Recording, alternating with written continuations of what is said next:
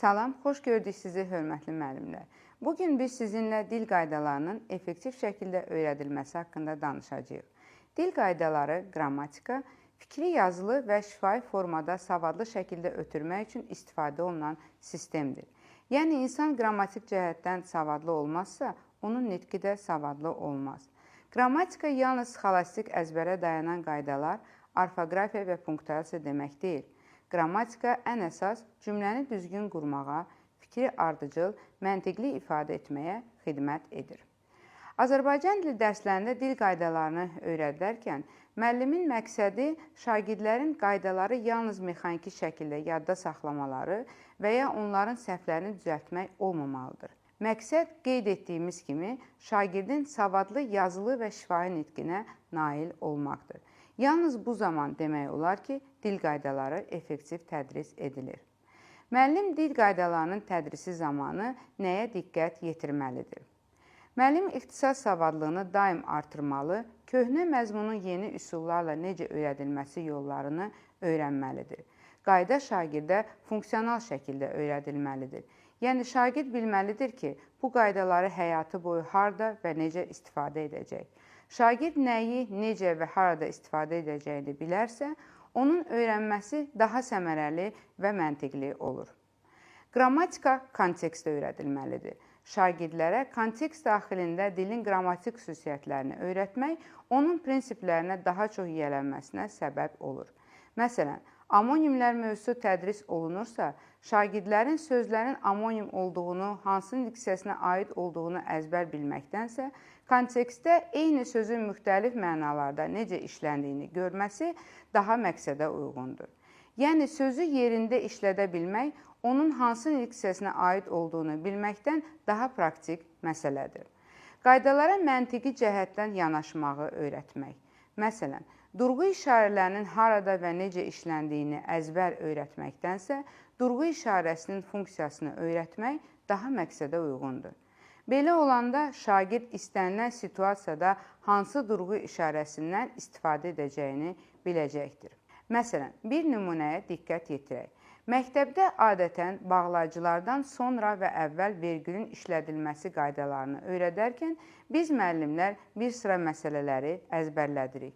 Ki, bağlayıcısından sonra vergül qoyulmalıdır, çünki bağlayıcısından əvvəl vergül qoyulmalıdır və s.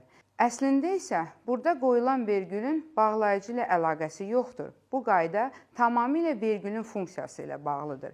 Vergülün nitqdə funksiyası fikri bölmək, sərhədləndirmək və bununla da yazını oxuyan şəxsə informasiyanı düzgün çatdırmaqdan ibarətdir.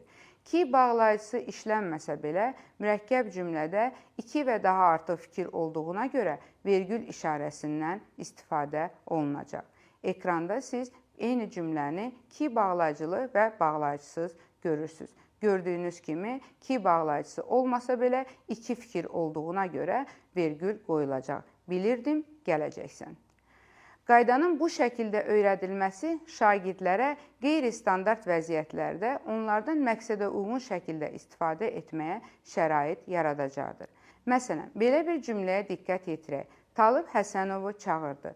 Talib sözündən sonra vergül qoyulsa və qoyulmasa, informasiya necə anlaşılar? Gördüyünüz kimi, verilmiş cümlədə vergül qoyulmazsa, informasiyanı o, Talib Həsənovu çağırdı kimi anlayacaq.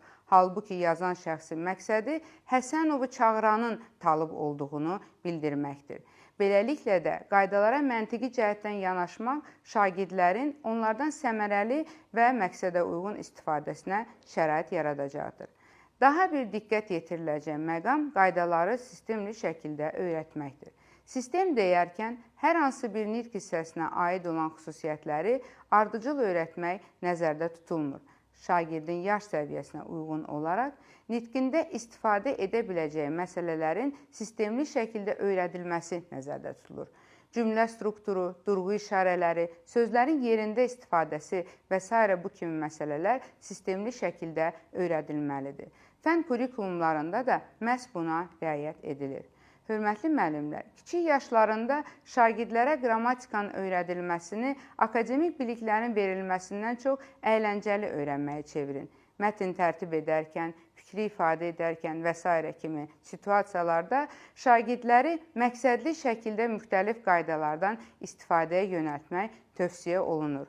Yuxarı sinif şagirdlərinə isə öyrəndiklərini həyatda harada və necə tətbiq edəcəklərini göstərmək üçün istər yazı yazarkən, istərsə də danışarkən mövzuların həyatdan götürülməsi, öyrəndiklərinin həyatla əlaqəli olduğunu nümayiş etdirilməsi tövsiyə olunur. Əziz müəllimlər, şagirdlərdə daxili motivasiya o vaxt yaranır ki, onlar öyrəndiklərinin əhəmiyyətini və nə üçün öyrəndiklərini anlayırlar. Nə öyrədiriksə öyrədək, şagirdlərdə həyati bacarıqlar və 21-ci əsrin insanı üçün lazımi kompetensiyalar formalaşdıraq. Bu, onların gələcək həyatında daha əhəmiyyətli olacaqdır. Diqqətinizə görə minnətdarıq.